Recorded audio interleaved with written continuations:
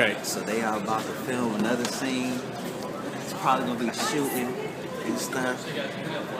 Oh, sorry. Okay. Flash is off. Thanks. They're about to do another scene. All right, guys, go again. Let's go weapons on. Here we go. It's ready. live. Quiet on the set. Quiet on the mother. Quiet on the set.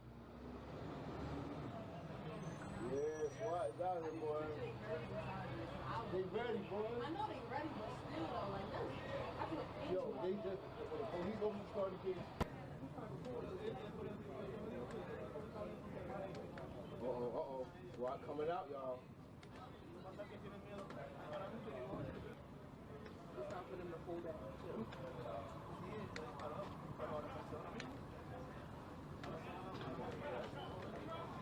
SWAT ready, y'all.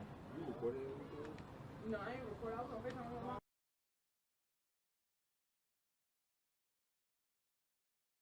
Mommy, get home. Back.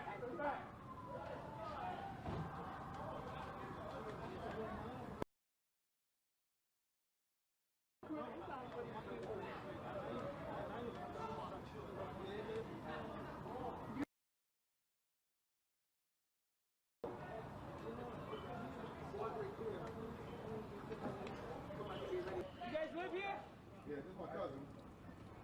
You do? Okay. Who doesn't live here? He's okay? The rest of you guys gotta go.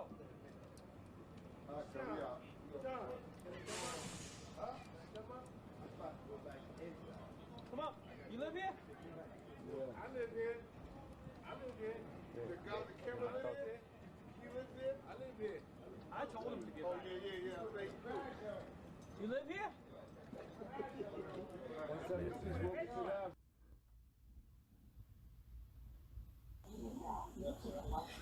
This is a clip of the so-called gunman man getting out the van.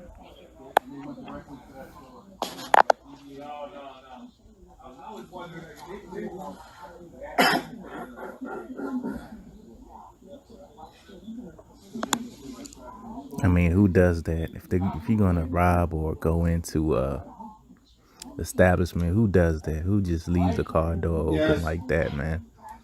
No lookout, man. No nothing. Just bad acting altogether. And look at that. There's a Jake right there.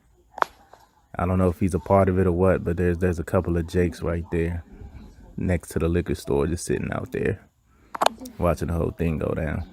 I'm gonna play it from the top one more time.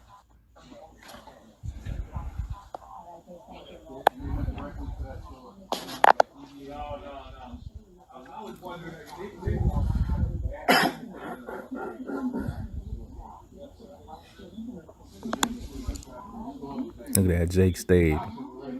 If that's a sincere Jake, who knows? Or if that Jake was a part of it, he wasn't scared at all, you know what I mean? And Jake just sat there doing the whole thing. I don't know if he's asleep or what. You can't really see with the pole there. The crosswalk yellow pole right there in the face. But that's it, man. At this point, we're on Wilkinson Avenue and Ocean Avenue.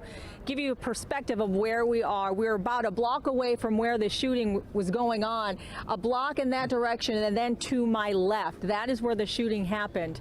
When we first arrived, which was about 25 minutes ago, it literally sounded like a war zone. It was, to be quite honest, it was frightening to be driving into this area. And as we were driving, we saw police vehicles, unmarked vehicles, flashing lights, sirens going. It was just surreal, to be quite honest, almost like a scene out of a movie. Just surreal, to be quite honest, almost like a scene out of a movie. It's surreal, to be quite honest, almost like a scene out of a movie. When we first arrived.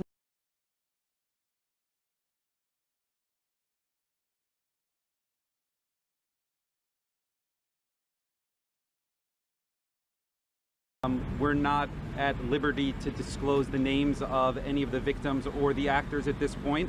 We're not at liberty to disclose the names of any of the victims or the actors at this point. We're not at liberty to disclose the names of any of the victims or the actors at this point. That's New Jersey law on how the investigation.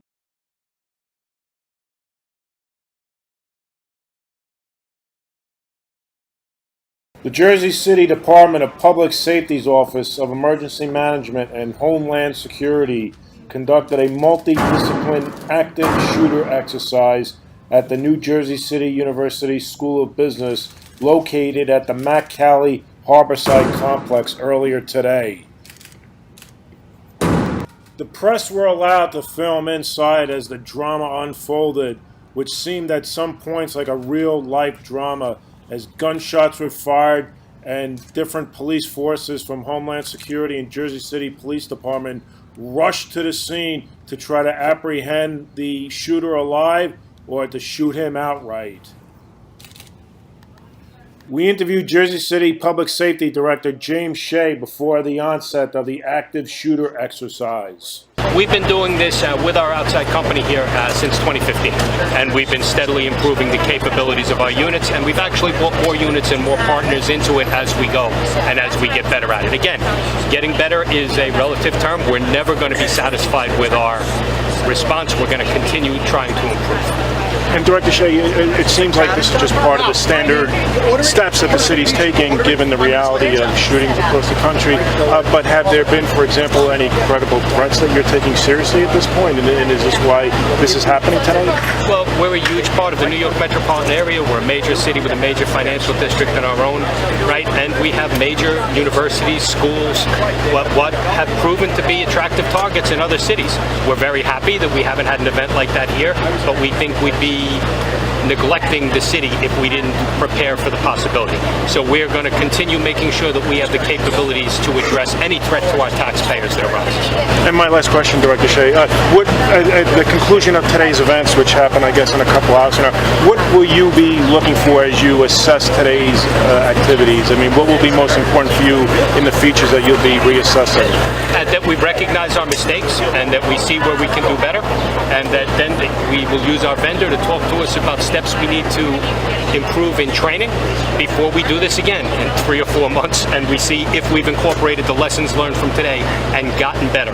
And again, it's all about making sure that when we respond, we're doing the best we can both for our officers and our first responders and for our citizens that are depending on us. At the conclusion of today's active shooter exercise, we interviewed the vendor, Tomahawk Strategic Solutions President Michael Biller, to find out how well the city is prepared.